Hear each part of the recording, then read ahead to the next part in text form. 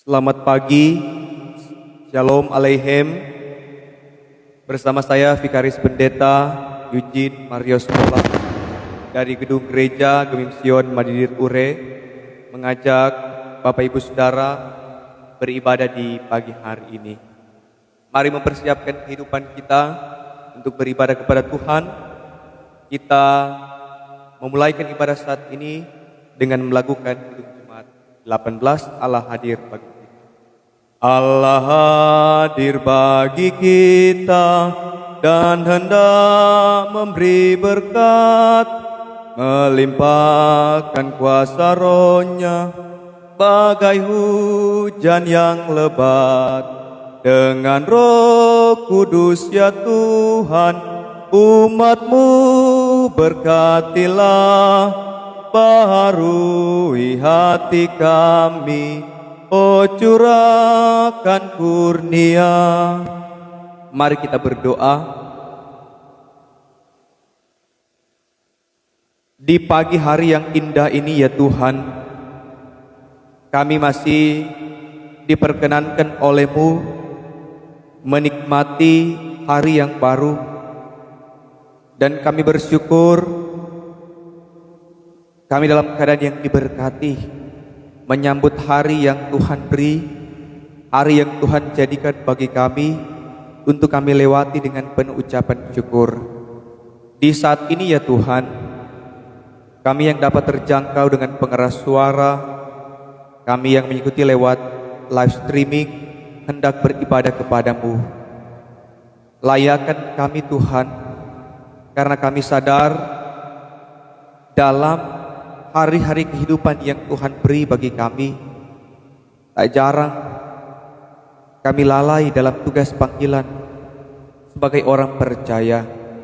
Ada begitu banyak kealpaan dan kelalaian yang kami lakukan, kurang berkenan di hadapan Tuhan.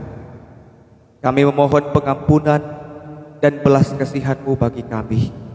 Layakan kami untuk ada dalam persekutuan ibadah saat ini, dan kami mau mendasari ibadah ini dengan kebenaran firman-Mu.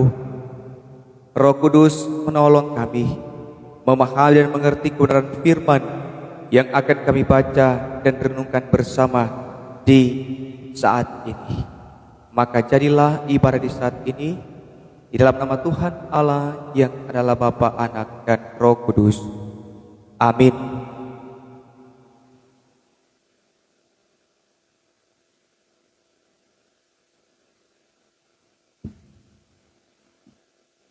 Saudara-saudaraku yang kekasih dalam Tuhan, perenungan kita di saat ini terambil dalam 1 Timotius 1 ayat yang kelima. 1 Timotius 1 ayatnya yang kelima, yang berkata demikian: tujuan nasihat itu ialah kasih yang timbul dari hati yang suci, dari hati nurani yang murni, dan dari iman yang tulus ikhlas. Demikianlah pembacaan firman Tuhan.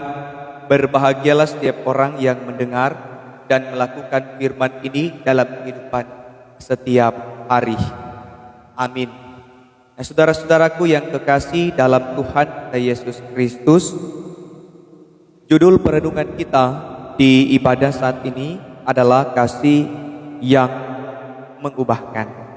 Nah, saudara-saudara, kasih Allah di dalam Yesus Kristus telah mengubah Paulus dari kehidupannya yang lama, dan dia boleh menjadi percaya.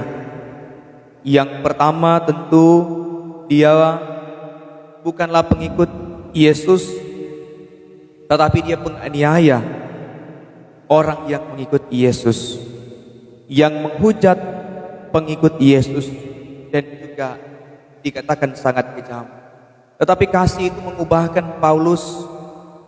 Dia percaya kepada Yesus, dan dia mau mengikut Yesus. Secara khusus tentu dia menjadi penginjil. Yang kita baca dalam bagian firman ini, Paulus menasehatkan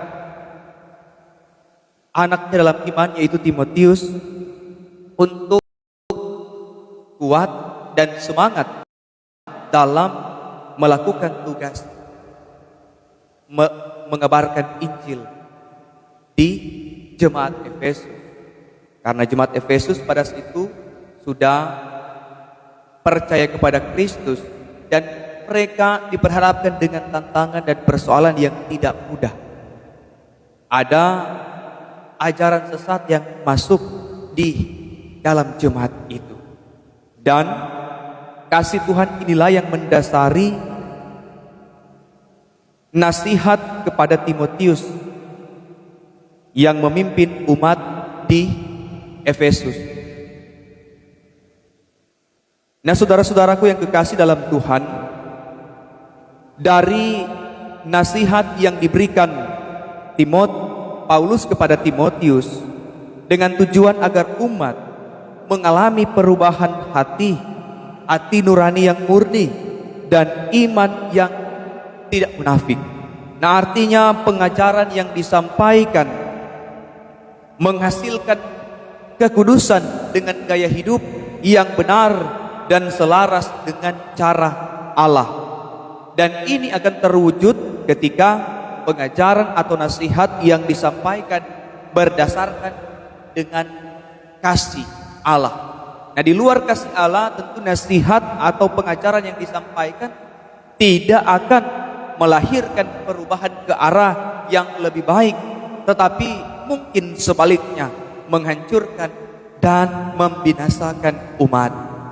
Bapak Ibu saudara-saudaraku yang kekasih dalam Tuhan, jika dosa menyebabkan manusia menjadi fasik sehingga melakukan berbagai perbuatan jahat keji terhadap Tuhan dan sesama, maka jamahan kasih Tuhan mengubah manusia menjadi ciptaan baru. 2 Korintus 5 ayat 17 tertulis begini: jadi siapa yang ada di dalam Kristus, ia adalah ciptaan baru, yang lama sudah berlalu, sesungguhnya yang baru sudah datang. Nah, saudara-saudara, ketika orang Kristen percaya pada Yesus, terima Injil, artinya dia sudah mengenakan manusia yang baru dan sudah tidak hidup lagi dengan mengenakan manusia yang lama. Artinya orang Kristen, orang yang sudah percaya kepada Yesus, yang telah menerima Injil, harus membedakan cara hidupnya dengan orang yang belum percaya kepada Yesus, yang masih terikat dengan kehidupan dunia ini, dengan penyembahan-penyembahan berhala.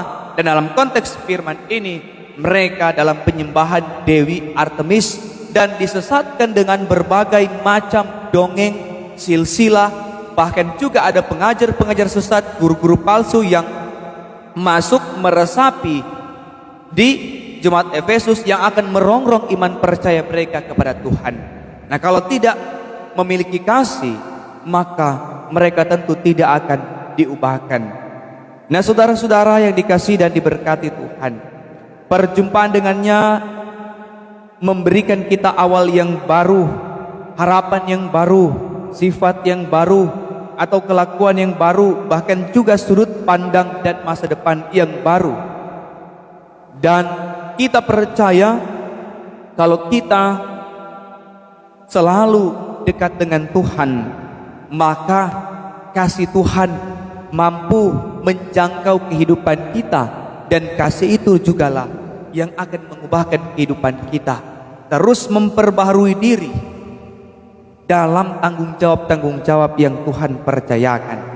Nah, sebagai keluarga Kristen, sebagai pribadi-pribadi Kristen, sebagai orang percaya yang Tuhan hadirkan di tengah-tengah dunia ini, nyatakanlah kasih itu bukan hanya lewat kata-kata yang indah, tetapi juga lewat perbuatan yang nyata dalam kehidupan kita. Nah, percayalah saudara-saudara, hidupmu pasti semakin diberkati.